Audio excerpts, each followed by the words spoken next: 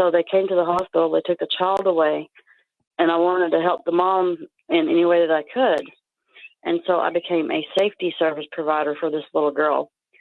Well, this little girl ended up in the beginning, it started out 1 to 2 days. She would stay overnight with me, and one to two turned into 2 or 3. And eventually she was living with my husband and I for like 5 days out of the week, because the father was always bringing her over and asking me, did I want to take baby early? And I would say, yes, of course I want her.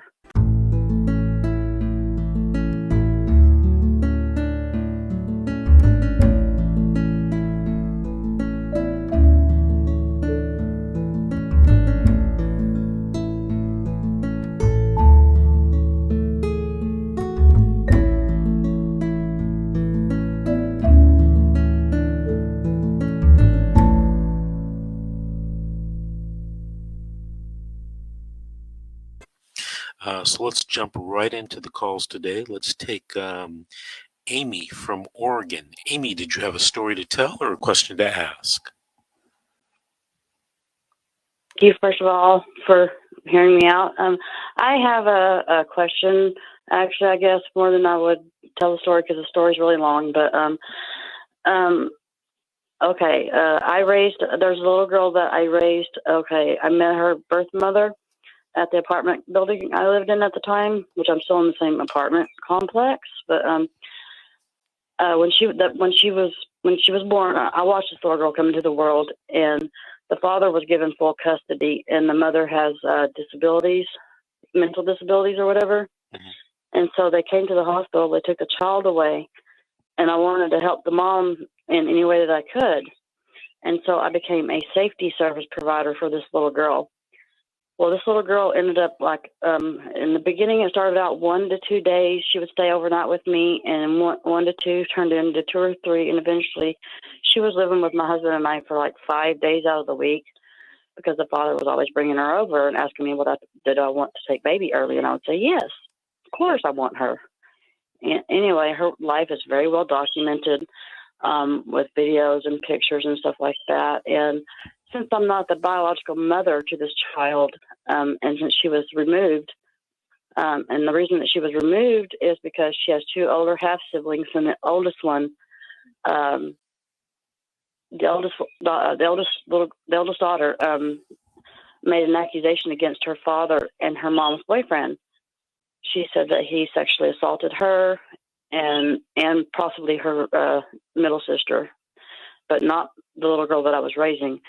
Well, anyway, they never went to CPS showed up at the father's house first, but the girls weren't there. Mm-hmm.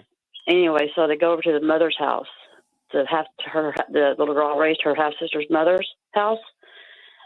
And anyway, she has a son and also has a little boy.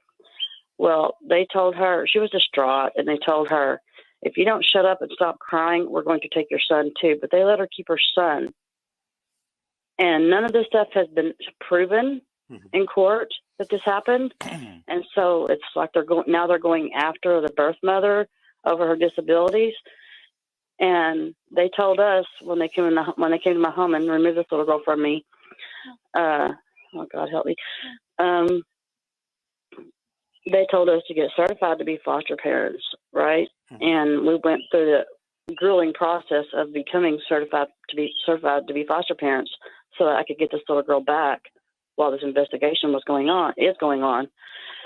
And it's been almost 2 years. Come June 17th of this year, it'll be 2 years that they've been in foster care. 2 years? Yes, because they keep pushing that out, and the caseworkers are saying that there's new testimonies made by the 2 half sisters, and so that they would have to postpone it, which I know what they're doing. I know exactly what they're doing. But I raised this little girl. She called me mom. She called my husband dad. And we always told her, look, you got 2 mommies, you got 2 daddies, so you got twice the love, baby girl. And, they never gave the birth mom a chance to even mess up with either one of her children. She has another one that's in foster care too. They removed. And so as someone who's a non-relative, but yet I raised that little girl. Mm-hmm. Okay, yeah, I Okay, yeah. At first, I didn't know what to do. I'm just doing whatever they tell me to do, right? And they told us to get certified. We did. We took parenting classes, a 6-week course parenting class for them. We got the right size, everything. Amy, hold on for a second. Okay. You're in the state of Oregon, right? Yes, sir. Okay, so have you talked to a lawyer in your state about helping you? I have tried to find a lawyer, and I can't find one in this town. But I've only recently started looking for an attorney because I was told that I had no rights because I'm not a bio parent to her. Well, you know what? That's what I have been told. Okay, that's not necessarily true. If your case was in California, for example, you definitely would have rights. You might even be able to file for something called presumed parent status. But you know what? I work with an attorney in Oregon. What county are you in?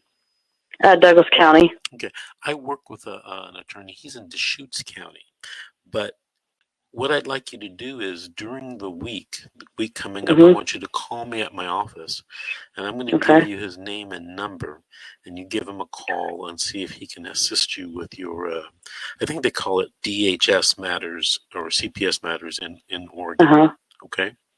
Okay. Let me give you my office number. It's 888-888-6582. That's 888. Okay, awesome. 888-6582. Any quick questions you want to ask me before the break? No, I don't think I have any more questions. I think I think you pretty much answered it. I want you to know that what you're doing is awesome and amazing. I mean, thank you, God, for someone like you, because I was just researching how to what to do when you're dealing with evil, lying CPS workers. And Mrs. G's, one of her videos popped up, and I have been in contact with her. Okay. But she's an amazing woman. Keep listening, because she's going to be a guest host in a few minutes.